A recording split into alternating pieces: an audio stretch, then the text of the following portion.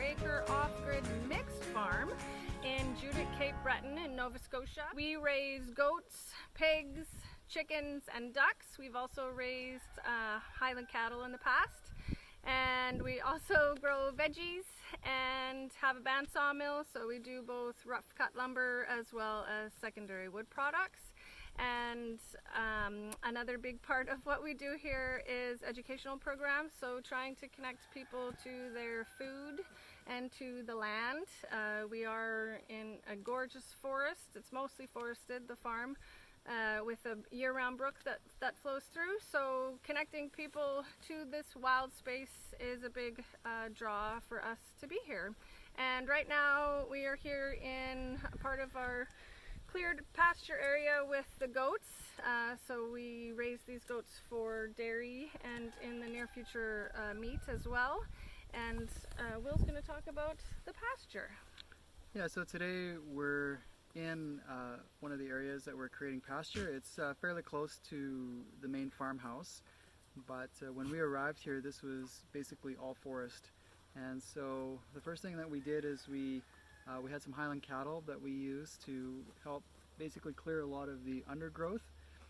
And then behind the Highland cattle, we brought some pigs in, and then the pigs basically just stirred everything up. And then after the pigs, we took in some chickens, and they came in and helped to clean up some of the areas. And now it's been resting this year, and the goats have been in here just kind of cleaning some things up, and it's been making great pasture and forage for them. Our intent with doing it this way was to try to avoid the use of heavy machinery and to try to create more of a permaculture system, which takes a lot longer to set up these areas, but we're hoping that over time it'll create more diversity with species, and also creating different plant guilds that we can start setting up more permanent pasture areas that we can then rotate the goats and chickens and cows through on a more regular basis, because right now it was hard when we're trying to set these areas up. Basically you're just moving through forest and putting the lines in, and then the animals are going in and helping clear the areas. So it's been a lot of work, but it's also creating a really diverse system that will hopefully serve us for years to come with a lot of the animals. Yes, yeah, and as Will was mentioning, the permaculture, I know it's a big buzzword nowadays, but basically just refers to things being in relationship. So instead of us using perhaps heavy machinery and bringing in food like grains or feed for the animals, we're trying to set systems up that are more passive, as you might see in nature.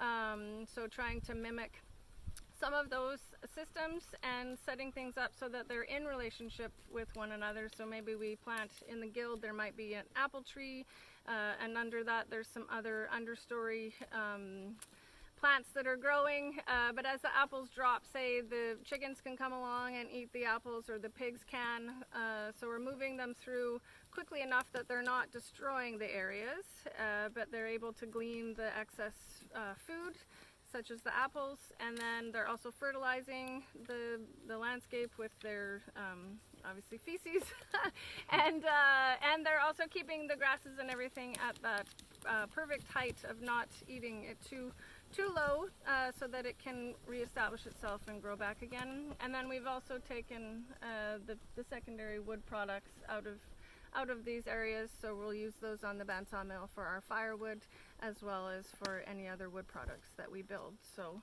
that's kind of the focus of this area anyways. Yeah, and you know, the wood products, I mean, we're just starting to dry them this year, and then hopefully we'll see what we get from a lot of the hardwood that we actually just harvested right from this area here. And it's also served for us in terms of firewood, and also different building materials that we've required, especially because when we arrived on the property here, there was no infrastructure. It was simply raw land, and so we've had to build everything from scratch. And this way of homesteading, everything is kind of feeding each other, and it the goats are having a little scare there. I don't know. So yeah, everything is just like Terry was mentioning. It's just very interconnected, and it's a very slow way of farming, and we learn as we go. But it also gives us an opportunity to watch the land, especially for things like erosion and water runoff. Because we didn't grow up here. There was never a farm. This was lower pasture, but not a mixed farm like we're introducing now. So it has given us that opportunity to just take our time with it, and over time we've watched how the water comes onto this part of the property, and we can start to build swales and ponds that will help to hold it, so that as things are changing in the environment climatically, as we've been seeing around the world, we're hoping that we're able to store waters passively and be able to manage a diversity of crops in the future. Yeah. Yeah, it's been quite an exciting process to just work slowly with the land and to really be able to partake in just how it unfolds. And it's been, a fabulous learning experience. Lots of ups and downs, but we're really enjoying it. And the animals seem to as well. So yeah. Thank you for joining us. Was there anything else? No, we'll see if we can call the goats in here. I know we don't have a tripod or can't move around with the camera, so the goats, they migrated to the other side of the camera, so you can't even see them. But let's see. Of course they did. Goat. Will can go for a little goat walk here so you can see the girls. Come on, goats. As they walk past.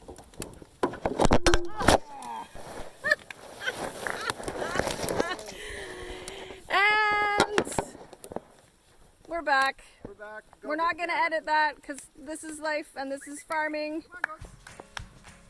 Go.